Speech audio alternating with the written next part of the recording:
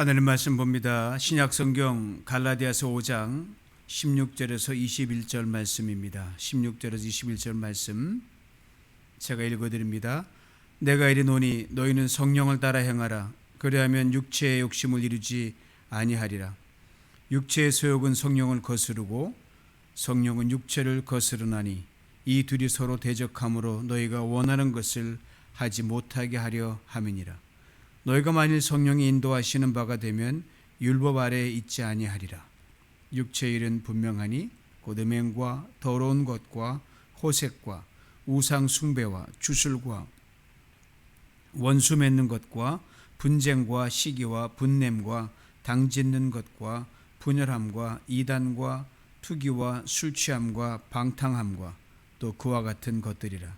저는 너에게 경계한 것 같이 경계하노니 이런 일을 하는 자들은 하나님의 나라를 유업으로 받지 못할 것이요. 아멘. 이 밤에 주님께 주시는 그 자유함이 여러분 계신 곳에서 충만하게 임하길 소망합니다. 갈라디아서 자유의 복음입니다. 성경 여러 책들 중에서 가장 으뜸으로 여겼던 마틴 루터의 좋아했던 성경책 중에 하나, 그것이 갈라디아서였습니다. 그 책을 통해서 그가 자유함을 얻었고 참으로 예수 그리스도 안에서 놀라운 하늘의 은혜를 체험했기 때문입니다. 그래서 종교개혁자 루터는 이 갈라디아서를 이렇게 별칭을 붙여 자기 아내의 사랑하는 아내의 이름을 붙여서 캐더린 폰 보라라고 갈라디아서 그렇게 붙였습니다. 내가 가장 사랑하는 책이 갈라디아서다. 그래서 그는 나는 이 책과 결혼했다라는 말까지 남겼습니다. 이런 루터가 종교개혁을 하다가 엄청난 어려움을 당했고 결국 사형 선고까지 받게 됩니다. 그럼에도 그는 굴하지 않고 그 거대한 로마의 황제와 그 다음에 종교 지도자들과 맞서서 그는 외로운 신앙의 싸움을 이어나갔습니다. 그리고 결국은 목숨을 부지하게 도망갔던 그 성에서 일반 백성도 읽을 수 있도록 성경을 독일어로 번역하게 이르게 됩니다. 그러다 어느 날 꿈인지 생신지 모르게 그 앞 루터 앞에 마귀가 나타나는 거예요. 이게 뭐 그만이 볼 수 있는 어떤 형상이겠죠. 그러더니 마귀가 커다란 종이에 깨알같이 많은 글들을 써가지고 루터에게 보이면서 이렇게 조롱하기 시작하는 거예요. 이게 너가 과거에 지었던 죄들의 목록이다. 네 놈이 이렇게 많은 죄를 저질렀는데 무슨 종교 개혁하니 뭐라고 떠들어대냐. 포기해라. 너가 죄인인데 무슨 일을 할 수 있단 말인가. 가만히 들어보니까 뭐 없는 말 한 게 아니거든요. 기운이 쫙 빠집니다. 평생 말씀 앞에서 의롭게 살려고 수도 생활했던 그였는데 그냥 듣도 보지도 못한 죄를 다 들춰내니까 힘이 빠져 기운이 없고 절망하고 용기를 잃고 나약해집니다. 그리고 스스로 이렇게 생각하는 게 맞다. 내가 뭘 할 수 있어. 난 안 되는 존재야. 그때 그 마음속에 스쳐갔던 그 말씀이 로마서 8장 1절 말씀입니다. 그리스도 예수 안에 있는 자에게는 결코 정죄함이 없나니 이는 그리스도 예수 안에 있는 생명의 성령의 법이 죄와 사망의 법에서 너를 해방하였습니다. 다 하는 말씀도 바쁘고 힘들고 어렵다 보면 잊어버려가지고 그 말씀의 능력을 상실할 때가 많이 있거든요. 루터가 종교에 몰두하다 보면서 그 자유함을 놓치고 그때 사단의 도전을 받고 이 말씀이 탁 정광석화 같이 떠오른 겁니다. 루터는 자기를 조롱하는 사단에게 잉크병을 확 집어 던집니다. 그리고 이렇게 소리쳤습니다. 그래, 난 죄인이다. 그러나 주님은 바로 내 죄를 용서하시기 위해 십자가에 죽으셨다. 난 이제 하나님의 사랑받는 자녀다. 용서받은 죄인이다. 그 순간 마귀가 사라지고 그 잉크병이 벽에 붙여 깨지면서 아주 현저한 잉크 자국을 남겼습니다. 지금도 독일의 루터의 골방에 들어가 보면 나무벽에 그때 루터가 던진 잉크병 때문에 만든 자국이 선명하게 남아 있다고 합니다. 저도 지나친 것 같은데 그 눈여겨 못 본 것 같아요.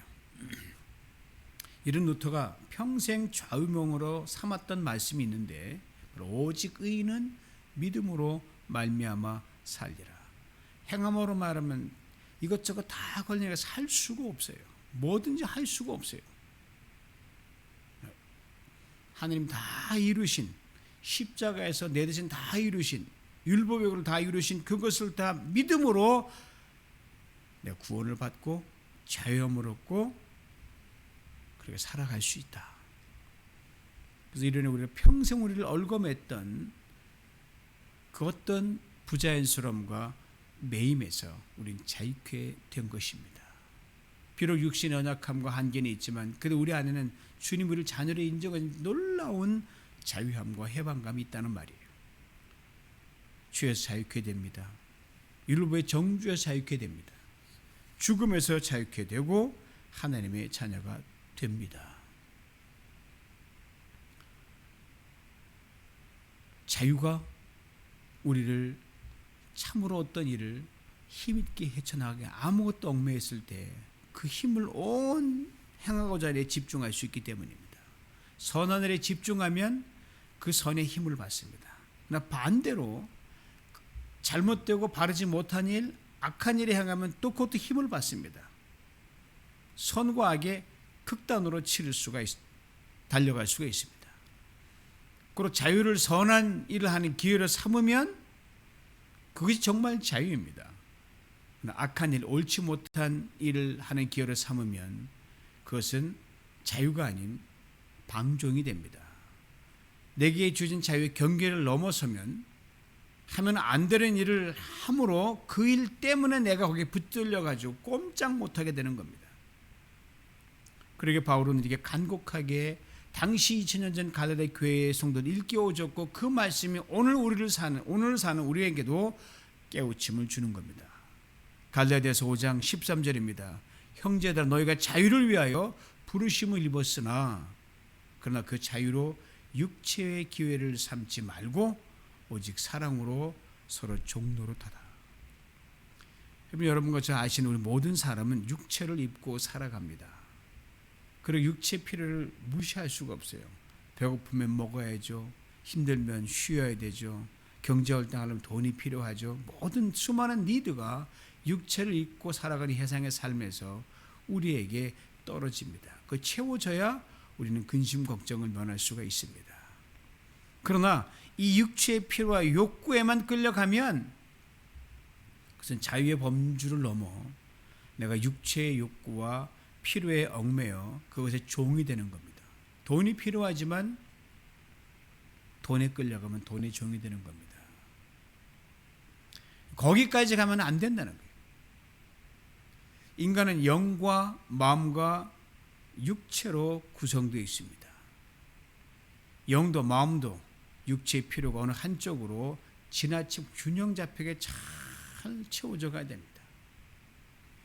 이런 사람은 세 가지 유형으로 나누어 볼 수 있습니다. 한 사람인데 그 안에 그 세 가지 욕구가 어느 쪽으로 치우쳐 가냐에 따라 세 가지 유형으로 나누어지는데 첫째가 육주도적인 사람입니다. 둘째가 이성 주도적인 사람입니다. 셋째가 영주도적인 사람입니다. 우리가 목장 모임 때마다 부르는 찬양 있잖아요. 이 찬양의 가사 속에 그리스도인의 삶의 우선순위가 아주 선명하게 잘 나타나 있습니다. 이것은 요한 3서 2절 성경 말씀에 근거한 찬양입니다. 사랑하는 자여 내 영혼이 잘됨 같이 내가 범사에 잘되고 강건하기를 내가 간구하노라.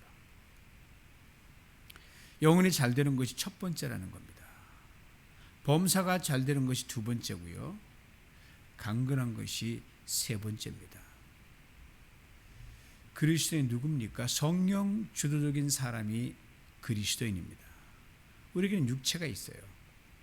그리고 육체의 필요와 욕망이 있습니다. 그러나 그 육체의 욕망과 필요를 성령의 역사에 굴복시켜서 거기에 부속되게 만들어야 됩니다. 이게 주가 되면 글로 끌려가니까. 또 우리에게는 이성이 있습니다. 이것저것을 판단하고 생각하고 추진해 나가는 이성과 정신력입니다. 이것이 옳다, 저것이 옳다, 이것이 그러다, 저것이 그러다. 모든 일 범사 우리의 생각과 우리의 이성을 동원하여 행동합니다. 이것 또한 사람의 판단이 완전치 않잖아요. 성령의 역사에 따라서 그렇게 해 나갑니다.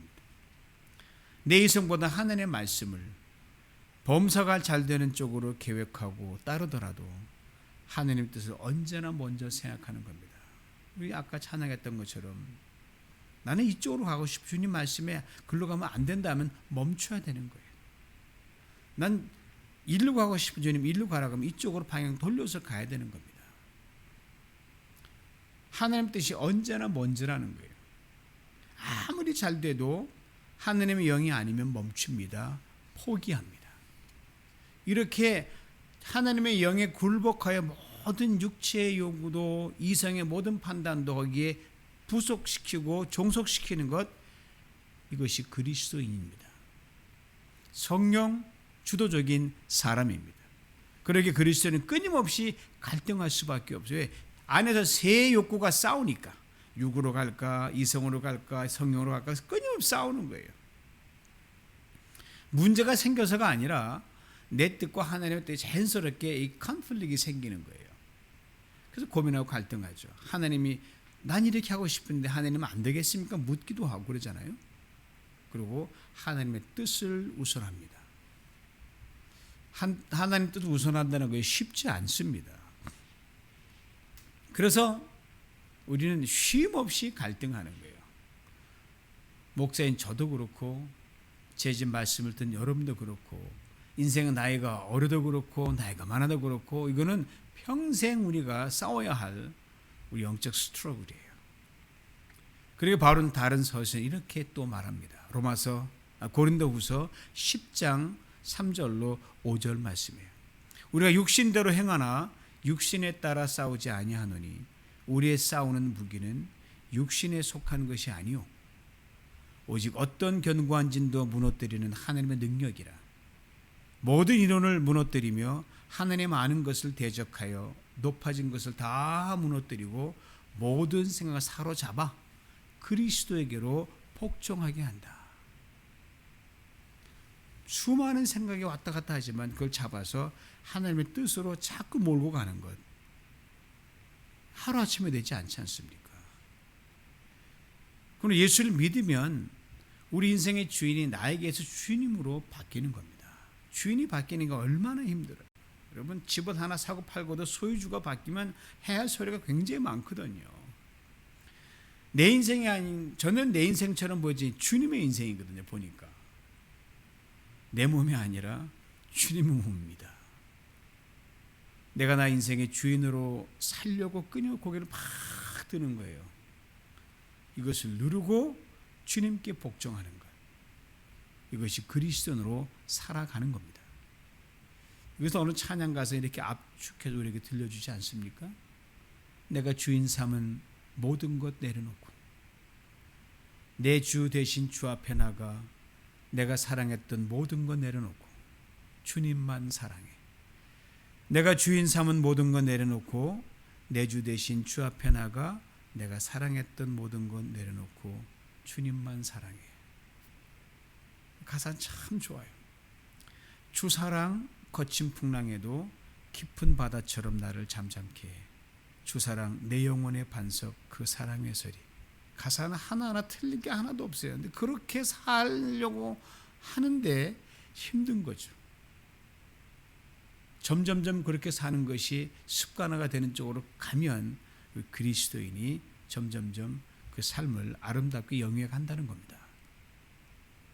여러분 오늘 하루 어떻게 사셨습니까? 밤은 깊어가고 날씨는 추워지고 또 장사가 안 되고 오늘 매상도 많이 오르지 않고 속도 상하셨죠. 오늘 하루 종일 그런 가운데 어떻게 사셨습니까? 어제는 또 어떻게 사셨습니까?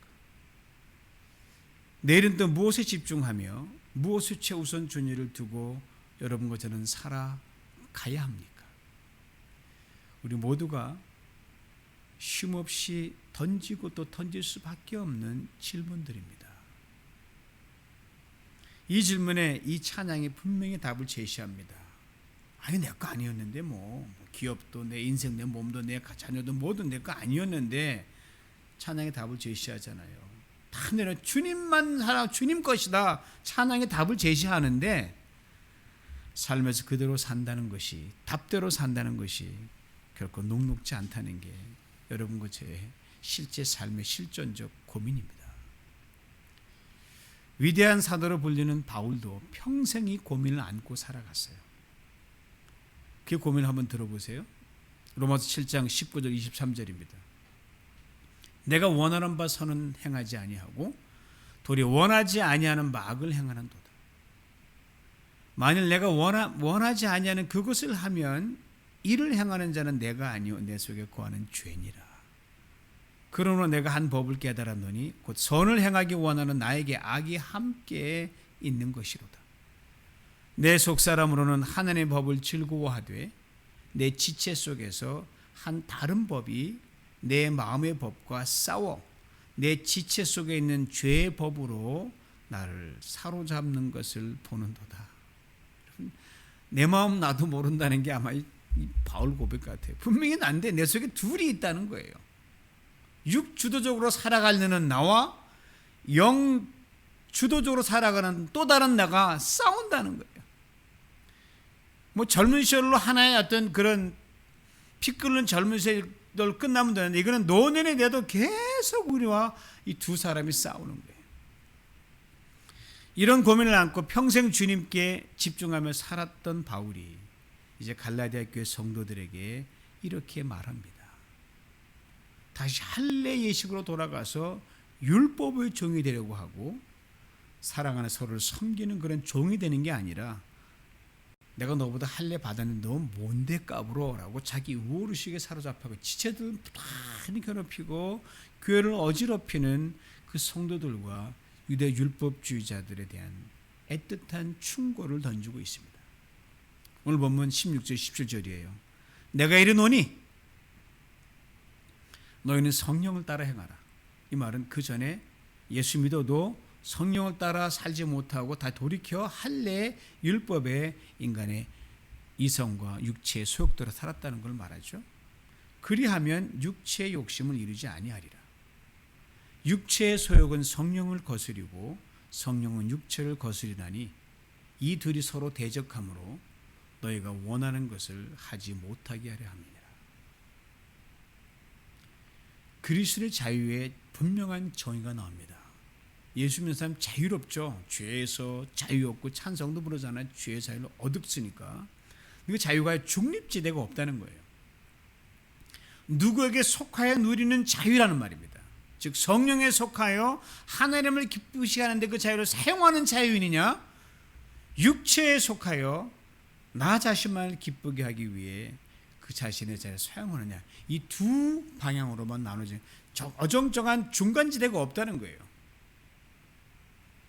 이 두 종류의 자유뿐입니다. 좀 더 원색적으로 표현하면 이렇게 됩니다. 성령에 이끌리는 자유자냐, 마귀에게 이끌리는 자유자냐. 뭐 이런 거 제가 마귀는 아니지만 유혹을 받으면 마귀짓 하거든요. 내가 어느 편에 서서 구가하는 자유냐 하는 문제가 여러분과 저 우리 그리스도인이 늘 고민하는 문제입니다. 그러기에 인간에게는 근본적인 자유가 원래 없습니다. 왜요? 자유는 홀로 존재하는 독립적이거나 중립적인 것이 아니기 때문입니다. 그럼 무엇으로 자유케 되었다, 이걸로 기뻐해서는 안 돼. 그건 아주 기본이에요. 누구에게 속해서 그 속한 누군가의 능력과 힘을 선택해서 그렇게 살아야 그 사람이 자유의 힘을 얻는 겁니다. 권한이 주어지는 겁니다. 고로 그리스도의 자유는 뭡니까? 이렇게 압축해서 정의할 수 있습니다. 성령의 매임으로 육체로부터 자유할 수 있는 자유. 우리 몸이 있고 영이 있는데 성령에 이끌려가서 내 육체가 아무리 나를 유혹하고 네 뒤에가 절박하더라도 거기 함몰되지 않는 자유, 이걸 말하는 겁니다. 그렇습니다. 그리스도인은 전적으로 하나님의 말씀에 순종함으로써 나의 육체적인 욕망, 이성적인 판단, 교만, 자기 의로부터 자유할 수 있습니다. 내 힘으로는 절대로 안 되죠. 오직 주의 영으로만 가능합니다. 오직 성령으로만 됩니다. 그러게 평생 율법에 눌려 살았던 이 루터가 자신의 개혁의 기치를 말씀 안에서 찾고 이렇게 내걸었습니다. 오직 성령으로. 바울이 말하는 육체란 인간의 저급한 본성을 말합니다. 성령은 우리 안에 거하시면서 우리를 새롭게 하시고 중성케 하시는 하나님의 영, 그리스도 영을 말합니다. 그 두 존재 우리 안에 있어요. 우리 마음에 있어요. 우리 생각이 있어요. 여러분, 사람의 마음이란 무엇으로 채워지게 되어 있습니다. 단 무엇으로 채워지는가가 중요합니다. 육체의 저급한 본성으로 채워지면요, 다시 말하면 그것이 마음을 주도하면 아주 차원이 낮은 사람, 인성도 바닥이요, 품성도 바닥이요, 삶도 바닥인 그런 사람으로, 겉은 멀쩡해요, 완전히 바닥입니다. 성령으로 채워지면, 다시 말하면 그것이 마음을, 성령이 나의 마음을 주도하면 차원 높은 사람이 됩니다. 이건 신분의 문제가 아니라, 내가 뭘 많이 가졌다냐 문제가 아니라, 학벌이 좋냐 문제가 아니에요. 성령의 주당을 받으면 비록 못 배웠어도, 비록 가난하더라도, 세상에 내놓을 만한 그런 권세가 없는다 할지라도 그 사람 삶 탁월하게 높습니다. 때로는 그냥 그런 사람이 아니라, 야, 신이네 신, 이렇게 우리가 평가할 수 있을 정도로 높은 신앙 수준을 구가합니다. 멋있습니다. 그리고 성경이 이렇게 분명히 말합니다. 잠언 4장 23절이에요. 무릇 지킬 만한 것 중에 더욱 내 마음을 지키라. 생명의 근원이 거기에서 난다고 되어 있습니다. 마음을 잘 지키면 그것이 우리를 생명으로 인도합니다. 마음을 잘 지키지 않으면요, 그 우리를 사망으로 인도합니다. 몸은 살아있지만 이건 뭐 죽은 거나 다름없는 거예요. 사람 구실 못한다는 거예요. 그럼 마음을 잘 지킨다는 게 무슨 말입니까? 내 마음을 좋은 곳으로 채운다는 말입니다. 저급하고 차원 낮은 본성이 아닌 성령으로 채우는 것을 말합니다. 예수님 이 땅에 계실 때 이런 말씀하신 적이 있어요. 어느 더러운 영이 어떤 사람이 나와서 쫓겨나 사방으로 다니며 찾을 곳을 찾다가 찾지 못해서 다시 텅 빈 마음을 가진 그 사람이 왔는데 쫙 보니 아주 깨끗이 정리되고 소재돼 가지고 이 더러운 영이, 야, 여기 다시 들어가면 되겠네라고 들어갔는데 그 사람이 이전의 형편보다 나중 형편이 월등히 나빠지고 엉망이 되었다라는 말씀을 하셨어요. 그러므로 그리스도 우리들은 끊임없이 마음을 비우고 채우기를 부지런히 해야 됩니다. 나쁜 것은 비워내고 좋은 것으로 채우고, 또 어제의 것으로는 솎아내고 오늘의 새로운 것을 채워놓고, 언제나 성령 우리를 주도해 나갈 수가, 내가 네 안에 들어가서 내가 주인이 될 수 있구나는 그런 마음으로 갖고 놓아야 됩니다. 때때로 사람들은 이렇게 생각할 때가 있어요. 어제 내가 참 은혜를 많이 받았습니다. 그런데 그 은혜가 오늘도 자동적으로 이어질 거라 그렇게 생각합니다. 이것처럼 착각이 없어요. 예수 믿는 사람은 목석 같은 존재가 아닙니다. 그 어떤 곳에 영향을 안 받고 한번 딱 믿으면 유혹도 안 들어오고 어떤 시험도 왔다가 도망가겠다, 그게 아닙니다. 육체의 욕구가 쉼없이 일어나서 유혹에 24시간 노출되어 있는 존재가 우리들이고요. 또 성령의 음성 동일하게 계속 우리의 마음을 흔들어 깨우는 두 개의 전선이 실시간으로 마주하고 있습니다. 그래서 우리는 갈등합니다. 도덕적으로 갈등하기도 합니다.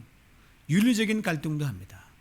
이러면 내가 거짓을 하면 좀 더 벌 수 있는데, 그래도 정직하게 되면 좀 더 내야 되는데, 갈등하는 거예요.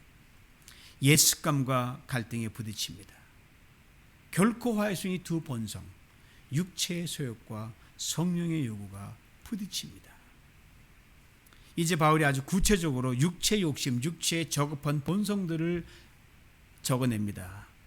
대략 15가지를 적어내는데 인간의 저급한 본성들을 다 막는 것은 아니고요. 대충 그 당시 회자되는 이러이러한 것들을 적어놨어요. 4개의 요가 나눠지는데 첫째는 성이요, 둘째는 종교요, 셋째는 사회적, 네 번째는 음주와 것입니다. 첫째 성의 영역입니다. 19절 말씀이에요. 육체의 일은 분명하니 곧 음행과 더러운 것과 호색이다. 주로 감각적인 것들이죠. 센슈얼한 거예요. 바울은 성의 영역에 대해 인간이 저급한 본능으로 떨어지는 것을 이렇게 말합니다. 사람이 범하는 죄마다 몸 밖에 있거니와 음행하는 자는 자기 몸에서 죄를 범하느니라. 감각적인 죄, 우리 오감으로 느끼잖아요. 내 몸으로 느끼니까 안에서 짓는 죄를 말합니다. 또 그런 죄를 남에게 강요하면 다른 사람을 비인간화로 전락시키는 겁니다. 엊그제 보니까 참 가슴 아픈 소식이 왔더라고요. 아프가니스탄 지금 뭐 혼돈과 무질서와 인권 탄압에 하던 암흑 무인지경이거든요. 그래서 9살짜리 여자아이가 55살 남성에게 팔려간 소식이에요. 이유는 아이가 가족을 먹여 살리기 위해서 돈벌이가 되게 팔아넘긴 겁니다. 이 여자를 기다리는 게 뭐예요? 중노동과 성착취입니다. 저걸 보면서 이게 말이 돼? 육체의 저급한 욕망의 결과입니다. 어디 그뿐입니까? 겉모습 멀쩡해요. 뭐 사회적 지위도 잘 되고 뭐 웬만한 그걸 좀 명성을 유지했고 뭐 근사한 차로 다니고 아주 그렇습니다. 네, 육체의 저급한 욕망에 붙들립니다. 뒤틀린 성과 이론의 일탈을 일삼는 일들이 자주 벌어집니다. 근데 그게 먼 데 있는 게 아니라는 거예요. 우리 일상에 자주 뉴스거리가 되고 고상한 교육기관과 종교기관, 심지어 교회나 이런 윤리도덕단체에서 버젓이 일어나는 일이 이제 뭐 하도 많이 일어나니까 그러려니 할 정도까지 되어버렸습니다. 성이 상품화된 지 오래됐죠. 동물보다 천박한 더러움이 인간 세상의 뉴스 헤드라인 장식한 지도 꽤 오랜 세월 갔습니다. 둘째, 종교 영역입니다. 20절 말씀이 우상 숭배와 주술입니다. 우상 숭배는 다른 신들을 뻔뻔하게 숭배하는 것이고, 주술은 마술사들이 수술을 통해 은밀하게 뒷거를 하는 건 말합니다. 이를 약물 사용하기도 하고요, 속임수를 씁니다. 사람들을 망가뜨립니다. 인간이 불완전한 자신의 미래에 대한 담보로 뭘 형상화해서 그것이 나를 지켜줄 것이라고 거기에 신적 의존도를 던지는 게 바로 우상이거든요. 단순한 예술적 차원을 넘습니다. 여기 엄청난 돈을 투자합니다. 그것이 마치 자신들에게 안전과 행복과 보장된 미래를 가져줄 것이라고 그렇게 굳게 믿고 스스로에게 체면을 걸고 넘어지는 것이 우상입니다. 그리스도인은 우리가 하나님 외에 그 다른 어떤 것을 이렇게 의지하고 신경을 뺏긴다면 그것이 보이든 보이지 않든 그건 분명한 우상 숭배입니다. 가장 대표적인 것이 우리가 참으로 피치 못하는 이 경계선의 돈과 재물의 문제 아닙니까? 세상 사람들은 모르니까 핑계를 댈 수 있어요. 그러나 우리 그리스도는 핑계 댈 수가 없습니다. 아닌데. 문제는 이미 그리스도인 우리 개개인과 교회 이미 이 돈과 물질, 이 우상에 대해 깊이 자리 잡고 있다는 사실입니다. 잘못된 건 조차를 몰라요. 저는 요사이 돌이키기에는 너무 멀리 왔다는 생각 문득문득 들 때가 있습니다. 그거 복 아닙니다. 결국은 우리를 망하게 합니다. 세 번째로 사회적 영역입니다. 20절과 21절이에요. 싸움과 분쟁과 시기와 분냄과 당짓는 것과 분열함과 이단, 투기 이렇게 되죠. 넷째로 음주 영역입니다. 21절 술 취함과 방탕함이라고 되어 있습니다. 다 다룰 수는 없지만 술, 말도 많고 탈도 많은 게 술 아닙니까? 포도주든 맥주든 와인이든 막걸리든 입에 안 되는 것이 제 경험상 제일 좋습니다. 요새 포도주는 특별히 문화적인 거라고 해서 아무렇지도 않게 여기는 경향이 있어요. 그건 그러나 아주 오래전에 여러분 성경은 포도주에 대해 이렇게 분명히 적어놨습니다. 아마 잘 모르실 거예요. 잠언 23장 11절 31절 말씀입니다. 포도주는 붉고 잔에서 번쩍이며, 똑같아요. 여러분 포도주잔 보셨잖아요. 붉고 번쩍이며 와인잔 튕길 때 순하게 내려가나니 너는 그것을 보지도 말지어다라고 했습니다. 보지도 말라고 한 것이 바로 포도주입니다. 부득이하여 약으로 또는 치료제로 사용한 외에는 입에서는 멀리하면 할수록 좋은 것이 술입니다. 가까이 하면 방탕으로 이어질 가능성이 높기 때문입니다. 이렇게 15가지를 열거하면서 바울은 이렇게 말합니다. 현대인의 성경으로 읽어드립니다. 내가 전에도 여러분에게 경고했지만, 전에도 그렇게 하지 말라고 계속 그 짓을 해왔다는 거예요. 전에도 경고했지만 다시 경고합니다. 무슨 말이에요? 이런 것들에 아직도 머물러 있다면 빨리 정리하십시오, 이 말입니다. 빨리 떠나십시오. 그것들을 마음과 삶에서 비워내고 성령으로 충만하십시오. 그쪽으로 마음이 자꾸 기울어진다면 과감히 돌이켜 끊으십시오. 이렇게 결론 내립니다. 이런 생활을 일삼는 사람들은 결코 하나님의 나라를 상속받지 못합니다. 아이고, 지옥 떨어지는 거 아니야? 그렇게 극단적으로 생각하고 없지만 예수 믿어도 재미 하나도 없다는 거예요. 열심히 신앙생활하는데 기쁨이 전혀 없다는 거예요. 그 지옥이죠. 그게. 하나님의 나라가 뭡니까 그럼? 로마서 14장 17절이 이렇게 분명하게 설명합니다. 하나님의 나라는 먹는 것과 마시는 것이 아니요, 오직 성령 안에 있는 의와 평강과 희락이라. 이로써 그리스도를 믿어 섬기는 자는 하나님을 기쁘시게 하며 사람에게도 칭찬을 받느니라. 이미 영생을 소유한 저와 여러분들 아닙니까? 육체의 소욕이 우리를 좌지우지 못하도록 성령으로 충만한 그런 삶을 살기를 목숨을 걸어야 합니다. 세상에 감당치 못하는 탁월한 의를 보여줄 수 있어야 합니다. 평강을 누릴 수 있어야 됩니다. 기쁨을 누리고 그것이 우리의 삶의 자랑이 돼서 하나님께 기쁨이 되고 영광을 돌리는 우리가 되어야 할 줄 압니다. 그리고 교회 안에 있는 사람이 우리를 볼 때, 세상 밖에서 우리를 볼 때, 야, 너 진짜 예수 잘 믿는다, 칭찬을 받는 우리 모두가 될 수 있기를 간절히 원합니다. 그리 될 때 우리 신앙은 날마다 힘이 더해 갈 것입니다. 성숙을 더해 갈 것입니다. 삶에서 귀한 열매들을 반드시 맺게 될 것입니다. 이런 삶을 오늘과 내일 평생 살아가는 우리 모두가 될 수 있기를 주님의 이름으로 축원합니다. 하느님 아버지, 감사합니다. 우리가 하나님 예수 그리스도를 믿음으로 도저히 올라갈 수 없는 천국에 올라갈 수 있는 특권을 얻었고, 죽어도 영원히 사는 영생을 얻은 우리들 아닙니까? 하느님, 없어도 신나게 살 수 있고 가난해도 멋지게 살 수 있고, 비록 세상이 인정하지 않더라도 하느님 탁월한 평강을 누리며 살 수 있는 우리들임에도 불구하고 무엇이 우리를 잡아당기는 육의 사람이 되게 하는지 분명히 깨닫고 그것이 무엇인지 우리 각자는 분명히 압니다. 오늘 저녁 이 시간을 기점으로 육의 소욕에 끌려가지 아니하고 주님 속에서 말씀하시는 그 말씀 따라 주님께로 돌이켜 주님 기뻐하는 그런 삶을 살아갈 수 있도록 축복하여 주시옵소서.